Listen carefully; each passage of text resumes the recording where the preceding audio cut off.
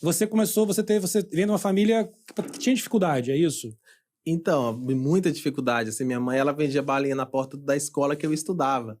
E aquilo para mim era uma vergonha, né? Hoje é um orgulho, porque na época ali de adolescência, aquela fase que todos nós passamos, né, de adolescência, e aquilo era uma vergonha para mim, porque a maioria dos alunos que estudavam na mesma escola, eles muitas vezes faziam bullying, né, comigo, com meus irmãos, e meu irmão tem dois irmãos que são mais de idade que eu, e eram os que ajudavam ela. A minha mãe e eu não, eu era o mais novo da casa, então, por muitas vezes eu presenciei situações de minha mãe estar empurrando um carrinho cheio de doces num local onde que a gente foi criado, não tinha asfalto, não tinha saneamento básico.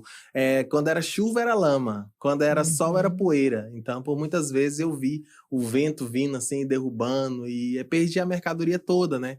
Só que minha mãe, ela nunca abaixou a cabeça, sempre lutou. Meu pai era pedreiro na época, então foi uma vida muito difícil, mas ao mesmo tempo sempre digna. Eu nunca vou poder falar que eu passei fome, porque sempre meu pai e minha mãe sempre trabalharam muito para poder sustentar e criar 4 filhos, né? Então, mas viemos de uma família de extrema pobreza, E você, como é que você lidava com isso? Você falou um pouco, você tinha um pouco de vergonha disso. Sim, sim. Você tinha vergonha da sua mãe, da sua situação? O que era? A vergonha é porque eu sempre fui muito fascinado. Hoje não, hoje a minha cabeça é totalmente diferente.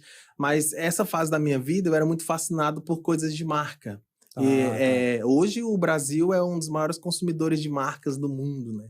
E na minha época eu lembro que as pessoas da igreja muitas vezes falavam assim: tem roupa para doar, doa para a irmã Joanita, que vai caber em algum dos filhos dela, porque é de 2 em 2 anos, né? Então o que não cabia em mim, cabia já nos outros. E eu sempre olhava as roupas que tinha uma etiqueta da Adidas ou da Nike, e aí com certeza era roupa que muitas vezes vinha furada, manchada, rasgada, e eu cortava a etiqueta e colocava em outra roupa para dizer que era de marca.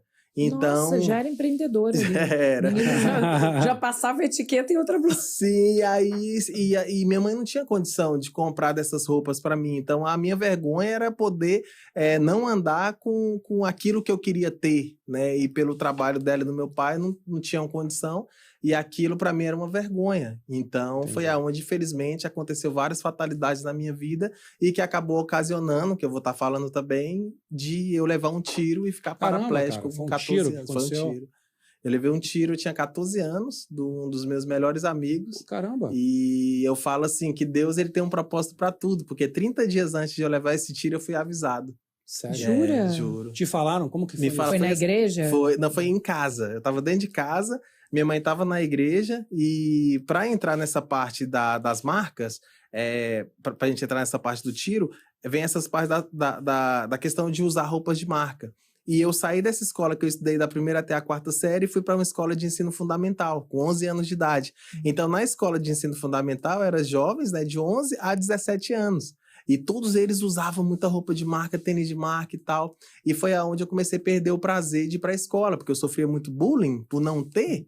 E aí, você era o único que não tinha. Alguns que não tinham e você não gostava, você ficava com vergonha. E aí foi aonde eu comecei a exigir. Aí já não era mais pedir, era exigir da minha mãe e do meu pai. E aí foi aonde eu comecei a virar a cabeça. E com 11 anos de idade eu comecei na escola a andar com aqueles jovens que andavam só com roupas de tênis de marca também. Entendi. Só que eu comecei a perceber que a família deles também não tinha condição de comprar para eles. E foi aonde eu descobri o que eles faziam para poder comprar. Todos eles eram assaltantes. Caramba. E aí eles praticavam assalto para poder comprar tênis, roupa e tal. E tem um ditado que é muito, muito antigo e muito verdadeiro, né? Diga-me com quem tu andas que eu te direi quem tu és, né? Logo no começo do seu livro você fala sobre isso. Sim, e foi aonde eu entrei, infelizmente, pro mundo da criminalidade com 11 anos de idade ainda. Com 11 anos? 11 anos. Muito novo, cara. Muito novo. E aí comecei a consumir drogas. E foi uma vida totalmente errada, assim, eu não tenho orgulho nenhum de falar isso, pelo contrário, às vezes eu tenho até vergonha de falar isso, mas hoje eu olho tem 14 anos que, graças a Deus, Deus mudou minha história e hoje eu faço um trabalho inverso, né? Então, hoje eu olho assim e vejo o quanto eu fui cego e o quanto a minha história hoje serve para que outros jovens não venham passar pelo que eu passei. Eu ia te falar isso, cara. Desculpa até te interromper. A gente recebeu aqui no Bubbles mais de uma pessoa. A gente teve algumas pessoas aqui que têm histórico de criminalidade, de uso de drogas. Cara, não é nada para se envergonhar. É uma coisa que muita gente já passou. Muitos de nós já tivemos problemas. Eu acho que a grande coisa é o que a gente faz com isso. Eu acho que o que você está mostrando, cara, é uma coisa que está muito em qualquer coisa, na vida, na espiritualidade, na religiosidade, é a capacidade da gente se reinventar. Com certeza. Da gente saber pedir perdão pelos erros, certo?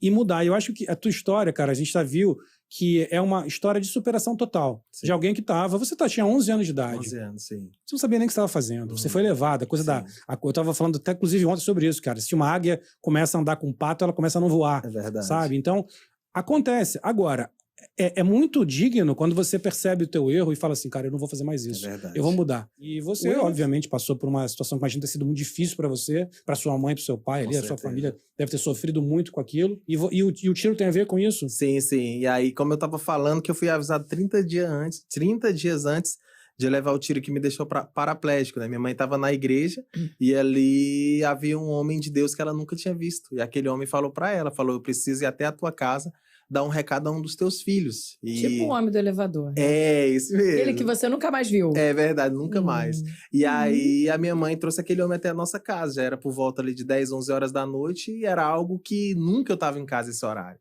Mas naquele dia eu estava lá sentado no sofá como se eu estivesse esperando ele chegar. E foi aonde ele olhou para mim e me disse, falou, olha, Deus está querendo te livrar de algo muito grande que vai acontecer com você. E para isso você precisa mudar suas atitudes hoje.